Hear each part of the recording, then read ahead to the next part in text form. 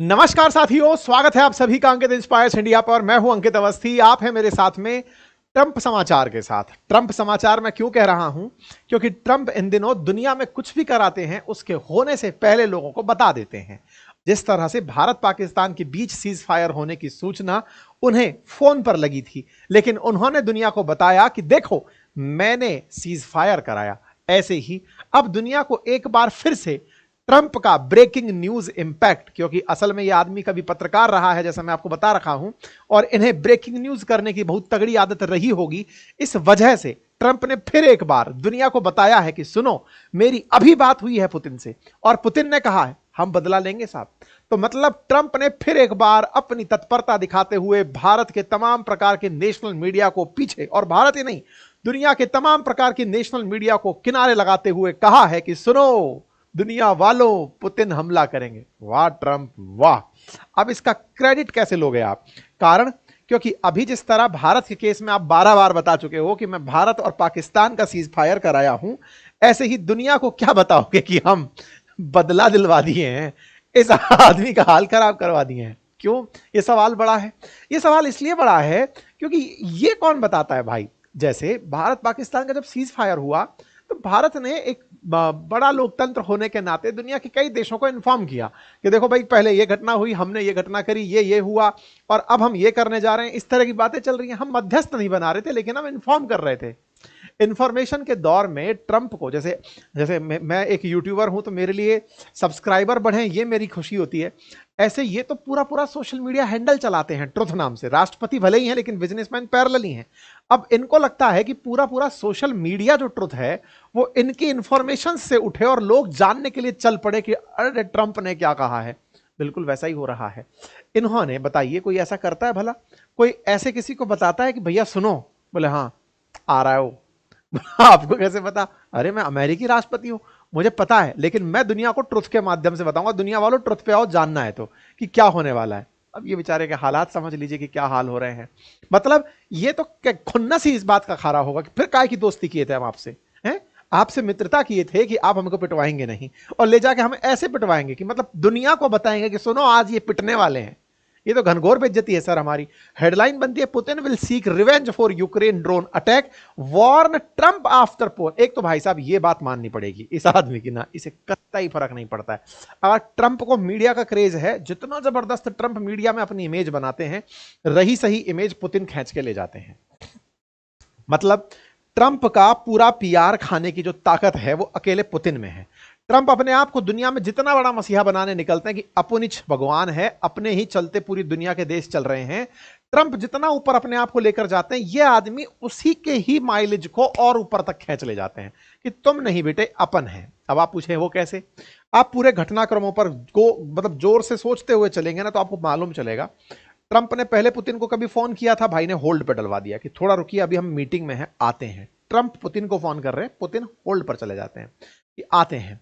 अगली बार मीटिंग के नाम पर बस ये कहते हैं कि हाँ बात करेंगे, आपने दुनिया में ढिंडोरा पीट दिया है कि पीस डील होगी, हाँ चर्चा करेंगे। अभी कुछ भी ऐसा प्लानिंग नहीं हो रहा। अभी क्या बोल रहे हैं ये भाई साहब? ये फोन किए तो दोनों के बीच में 1 घंटे 15 मिनट बातचीत चली, और उस 1 घंटे 15 मिनट की बातचीत में पुतिन केवल एक ही बात बोले कि देखिए बात ऐसी है कि जो हमारे साथ हुआ है हमें बदला लेना होगा। मतलब ये बिल्कुल ऐसा लग रहा है जैसे मिर्जापुर नाम से जो अपनी वेब सीरीज नहीं थी एक, मतलब भारत में काफी फेमस अपनी एक वेब सीरीज रही है उस तरह से मतलब कुछ फीलिंग ये भाई अपना दे दिया है। और फीलिंग इस तरह से दिया है कि देखिए सर बदला तो लिया जाएगा, बिना उसके काम चलेगा नहीं। तो ट्रंप ने अपनी तरफ से रिवील करते हुए कि फोन कॉल हुआ था मेरा पुतिन के साथ, और उसने एक ही लाइन बोली कि देखिए अभी तुरंत तत्काल प्रभाव से शांति का हमारा मूड नहीं है और हम बदला लेंगे। और 1 घंटे 15 मिनट की बात में ट्रंप खुद दुनिया को बता रहे हैं कि it was a good conversation but not a conversation that will lead to immediate peace. लेकिन हां इतना अच्छा कन्वर्सेशन भी नहीं था कि हम ये कह दें कि दुनिया में अचानक से शांति आने लगेगी, ऐसा भी नहीं था। साथ ही साथ हमारी और भी कुछ बातें हुई, और वो बातें क्या थी lead to immediate peace. President Putin did say and very strongly that he will have to respond to the recent attack on the airfield. कि जो उनके एयरफील्ड्स पर हमले हुए, आपको मालूम होगा 1 तारीख को हमने खबर कराई थी जिसमें बताया था कि यूक्रेन ने रशिया के एयरफील्ड्स पर हमले किए और उसके चलते रशिया के एयरफील्ड्स भी बर्बाद हुए और 40 के आसपास एयरक्राफ्ट रखे रखे उड़ गए, मतलब जला दिए गए। मतलब इस तरह का यूक्रेन ने हमला किया था। तो ये महाशय आते हैं और आकर के इस जानकारी को दुनिया को देते हैं कि मेरी पुतिन से बात हुई, अच्छी बातचीत थी, लेकिन उस अच्छी बातचीत में उन्होंने ये कहा कि देखिए जो अभी एयरफील्ड पर हमारे हुआ उसका तो हमें बदला लेना पड़ेगा। और भाई साहब ये आदमी ट्रंप जो है ना, इसकी तारीफ इस बात पर होनी चाहिए कि उसे 1% भी, मतलब ये जैसे अपन कहते हैं ना किसी में अगर इमोशनल इंटेलिजेंस हो तो थोड़ा बेहतर होता है, ये आदमी उन सबसे ऊपर उठ चुका है। इसे लगता है कि दुनिया में इमोशन नाम की चीज नहीं है। आप सोचो, ये आदमी एक तरफ से तो पिटवा रहा है उसको जेलेंस्की को, है ना, और दूसरे ही पैराग्राफ में लिख रहा है कि हमारी बात ना ईरान को लेकर भी हुई। मैंने कहा कि देखिए ईरान इन दोनों न्यूक्लियर बॉम्ब बनाने पहुंचने ही वाला है, आप आइए और मिलकर के उसे रोकते हैं न्यूक्लियर बॉम्ब बनाने से। पुतिन ने कहा हाँ हाँ मैं बात करूंगा, तो हमारी उस बारे में भी बात हुई। अरे तो मेरे भाई ब्रेकिंग न्यूज ट्रंप, ये बताओ कि आपको ये बात बताने की जरूरत थी अगर, तो इसे बाद में बता देते कि ईरान को लेकर भी बात हुई। दोनों घटनाएं, 2 बड़ी घटनाएं एक ट्वीट में चिपका दी। इतना ही नहीं, इनका व्हाइट हाउस तो आजकल मतलब ऐसा हो रखा है कि ट्रंप कुछ लिखें उधर ट्रुथ से आएगा, ट्विटर हैंडल व्हाइट हाउस का होगा, सरकारी रूप से प्रकाशित कर दिया जाएगा। लीजिए सरकारी रूप से प्रकाशित हो गया। 2 बातें हो गई, पहला जेलेंस्की को मारेंगे, दूसरा ईरान को मारेंगे। अब साहब ये ईरान पर मंशा किसकी है? ईरान पर मंशा है अमेरिका की। ईरान चाहता क्या है? देखो अब कहीं ना कहीं अमेरिका को भी ये समझ में आने लगा है कि ईरान कभी भी न्यूक्लियर बॉम्ब बना सकता है। ऐसी कुछ मीडिया रिपोर्ट्स चल भी रही हैं कि ईरान के पास न्यूक्लियर बॉम्ब ऑलरेडी बन चुके हैं, 9 के आसपास न्यूक्लियर बॉम्ब हो चुके हैं। अब इनकी जासूसी तो रहती है, इन लोगों को कहीं ना कहीं से कोई सूचना वूचना लगी होगी, लेकिन इस बीच में ये जिस तरह की बात कर रहे हैं उससे यही सेंस डिराइव हो रहा है कि कुछ तो गड़बड़ है और कुछ होने वाला है। ठीक है साहब, यहां पर अब क्या होता है, जैसे ही ये बात आती है धीरे धीरे ये सब जगह फैलने लगती है कि ट्रंप ने पुतिन का संदेश दुनिया को बता दिया कि जेलेंस्की की पब्लिक में झांकी लगने वाली है, यूक्रेन की झांकी सजाने वाले हैं।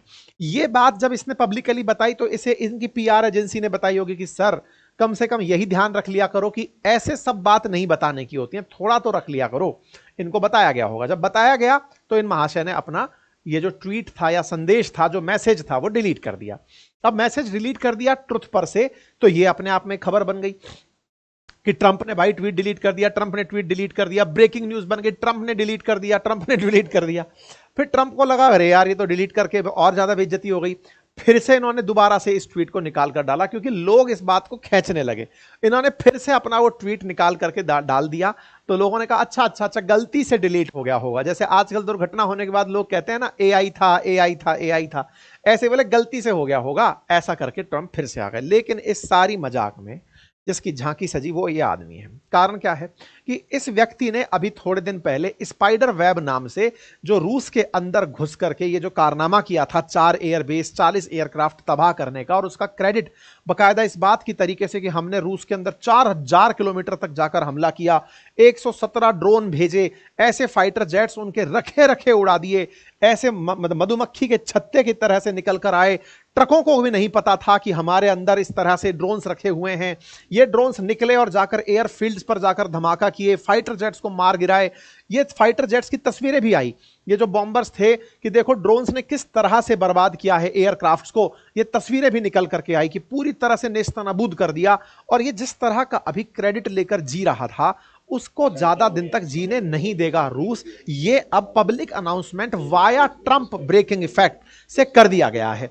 ये भाई साहब बड़े खुश थे इस बात पर कि हमने बहुत तगड़ा कारनामा कर दिया है, हम रूस में गए थे, हमने ये किया था। अच्छा एक और जानकारी देता हूं मैं आपको, इन दोनों के बीच जो भी चल रहा है, इस बीच में आपको याद हो तो मैंने इस सेशन में आपको जानकारी दी थी, यही वाला जो सेशन था इसमें मैंने जानकारी दी थी कि ये जो व्यक्ति है ना इनका, जिसका नाम है वसील मलिक, ये वसील मलिक नाम का जो आदमी है, इसने इस पूरी घटना को अंजाम दिया था। इस व्यक्ति के सामने एक और तस्वीर थी सोशल मीडिया पर जो हमने आपको उसी समय दिखाई थी कि ये अगला अटैक कर्च स्ट्रेट पर कर सकते हैं। ये जानकारी मैंने आपको 1 तारीख को दी थी, है ना। 1 तारीख के दिन मैंने ये तस्वीर दिखाते हुए आपसे कहा था कि ये अगला टारगेट कर्च स्ट्रेट को बना रहे हैं। कर्च स्ट्रेट क्या है? असल में क्या है ना कि रूस ने वर्ष 2014 में यूक्रेन का एक पोर्शन जिसका नाम था क्रीमिया, उस पर कब्जा कर लिया था, जिसके चलते उसे G8 से निकाल दिया गया था। G8 तब से G7 है। उस क्रीमिया पर जब कब्जा किया 2014 में, उस क्रीमिया को रूस से जोड़ने के लिए एक लगभग 21 किलोमीटर के आसपास का ब्रिज है। वो ब्रिज एक स्ट्रेट के ऊपर बना हुआ है, जो कि सी ऑफ अजोव को ब्लैक सी से जोड़ने वाली स्ट्रेट है, यानी जल संधि है। उस जल संधि के आर पार जमीनों को जोड़ने के लिए एक पुल बनाया गया। उस पुल की तस्वीरें थी ये वाली। चर्चा होने लगी कि जिस तरह से ये माननीय इसको देख रहे हैं, 1 तारीख की तस्वीर है, अगला टारगेट यही होगा। और भाई साहब हुआ भी यही। इस कर्च ब्रिज को 3 तारीख के दिन टारगेट किया गया। हेडलाइन बनी कि क्रीमिया ने उस जगह, क्रीमिया से जो रूस को जोड़ने वाला ब्रिज है उसे टारगेट किया गया, और इस तरह की तस्वीरें निकलकर आई। ब्रिज के नीचे जो बड़े बड़े पिलर्स लगे हैं उसके नीचे ब्लास्ट हुआ, ऐसी तस्वीरें यूक्रेन की तरफ से आना शुरू। अब ये सही है कि गलत है ये तो कोई और ही बताएगा, लेकिन हाँ, हेडलाइंस में ये बात छप गई कि साहब कर्च स्ट्रेट के ऊपर हमला हुआ था। अच्छा, अब आपको एक बार के लिए ये देखना चाहिए, ये क्रीमिया वाला हिस्सा है यूक्रेन का जिस पर रूस ने कब्जा कर लिया। ये रूस का असली मेन लैंड है। देखो, अगर मैं मैप पर दिखाऊं तो रूस जो है ना, वो यूं घूम घाम करके यहां तक तो रशिया था ही था, ठीक है। ये है sea of Azov. Sea of Azov को जोड़ता है ब्लैक सी से। ब्लैक सी से यहां पर एक रास्ता, जिसे कर्च स्ट्रेट कहते हैं, पानी के दोनों तरफ जमीनें हैं, उनको जोड़ने के लिए यहां पर ब्रिज बना हुआ था। ये था वो ब्रिज। ये जो ब्रिज आप देख रहे हैं, इस ब्रिज को ही तोड़ा गया। ये ब्रिज बाद में बना है, मतलब 2014 में कब्जा किया गया इस क्रीमिया पर रूस के द्वारा। क्रीमिया पर कब्जा हुआ, ये यूक्रेन का हिस्सा था। इसको कब्जा करके इस तरफ से जोड़ने के लिए ब्रिज बनाया। क्यों? क्योंकि पहले ये वाला क्षेत्र रूस के पास नहीं था। ये तो उसने अब लिया है ना, ज़ैपोरिज़िया, डोनाबास, ये लोहांस्क, ये वाला जो क्षेत्र है अब कब्जे में आ गया। अब तो जमीन से यात्राएं हो जाती हैं। पहले जो हुआ करता था, पहले यही तरीका था क्रीमिया तक पहुंचने का। बाकायदा रूस ने इस ब्रिज को बनाने के लिए, ये जो कर्च स्ट्रेट पर ब्रिज है ना, इसको बनाने के लिए लगभग 18,000 करोड़ रुपए खर्च किए थे।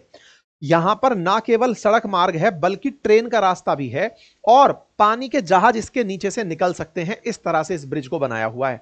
2014 में बना था कर्च ब्रिज, जिसको बनाने में काफी टाइम लगा था। 2018 के बाद यह ब्रिज चालू हुआ था। ऐसा दिखता है यह ब्रिज।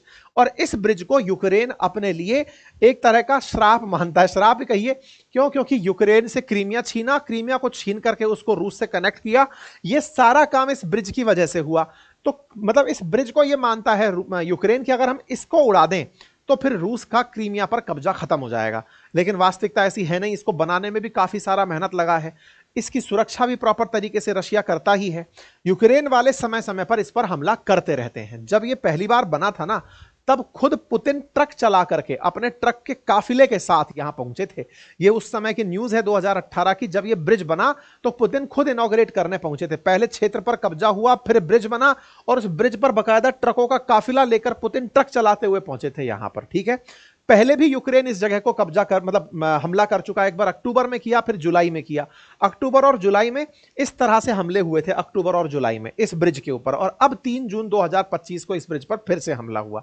हालांकि रूस ने कहा कि इस बार हमले में कोई भी नुकसान नहीं हुआ है, लेकिन पुतिन ने जो एयरफील्ड्स पर नुकसान हुआ, उस नुकसान का बदला लेने का अनाउंसमेंट कर दिया। भैया बदला लेंगे, रिवेंज हम प्रॉपर लेंगे। और ये किसको बताया? ये ट्रंप को बताया कि देखो, बहुत दिन तक नहीं चलेगा, हम इस हमले का बदला लेंगे। जो हमारे साथ 1 तारीख को हुआ, हम उसका पूरी तरह से। और ट्रंप इस बारे में कुछ नहीं बोले। जैसे अभी तक ट्रंप धमकाते आते थे, ट्रंप पुतिन को कहते थे कि तुम जो है क्रेजी हो, तुम सुनते नहीं हो, पीस डील हो रही है, तुम बात नहीं करते हो।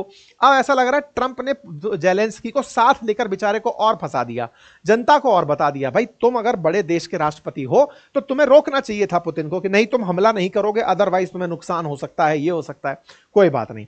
अब इस बीच में हमला करेगा, जब ये जानकारी बाहर आई तो सब लोग अपनी तरफ से टेंशन करने लगे कि अगर उसने हमला किया तो क्या होगा, अगर पुतिन ने हमला किया तो क्या होगा। ये जो भाई साहब शांति के मसीहा बनने निकले थे नोबेल पीस पुरस्कार के लिए, इन्हें इनके मुंह पर ही कोई कह दे रहा है कि हमला होगा, तो कोई पूछेगा कि भाई साहब आप तो शांति कराने गए थे, शांति वार्ता करा रहे थे और हमले की सूचना लेकर आए हो, ये कैसी आपकी अंडरस्टैंडिंग है। पुतिन ने कुल मिलाकर के ट्रंप का जो इमेज है उसके ऊपर बट्टा लगा दिया। लेकिन इस बात में टेंशन होने लगी कि पुतिन कर क्या क्या सकते हैं। कुछ ने कहा ड्रोन अटैक कर सकते हैं, कुछ ने कहा मिसाइलें चला देंगे। इन्होंने एक ऐसी मिसाइल बनाई है जो कि 6 जगह एक ही बार में हमला करती है, ऑर्निस्क नाम की मिसाइल है, उसको चला देंगे, 6 बार हेड लेकर एक साथ गिरेंगे। अगर पुतिन इतने ही प्रिडिक्टेबल होते तो आज ये घटना होती क्या? प्रिडिक्टेबिलिटी पुतिन के हिस्से नहीं आती है। कोई नहीं बता सकता कि पुतिन क्या चाहते हैं। हां, अब तक क्यों नहीं किया, यह जरूर बड़ा आंसर है। हो सकता है तैयारियों में हो सकता है कुछ ऐसा करने की तैयारियों में हो कि यूक्रेन फिर से कभी ऐसा सोचे ही ना कि उसके साथ ऐसा हो भी सकता है। ये भी सारी बातें हो सकती हैं। खैर, पुतिन ने फिलहाल के लिए जो किया उससे टेंशन नाटो वालों में बढ़ गई। नाटो के देश की तरफ से नाटो चीफ आए, नाटो देशों की तरफ से चीफ आए और उन्होंने कहा कि देखो भाई, बाकी सब सही है, अगर आपने बाल्टिक सी में आकर के कोई बम धमाका किया, क्यों? क्योंकि रूस इस बात को अच्छे से जानता है कि यूक्रेन अकेला नहीं कर सकता था, करने में यूरोपियन देशों का साथ था। तो नाटो देश बोल रहे हैं कि अगर आपने बाल्टिक सी में कोई भी छेड़खानी की तो हमसे बुरा कोई नहीं होगा।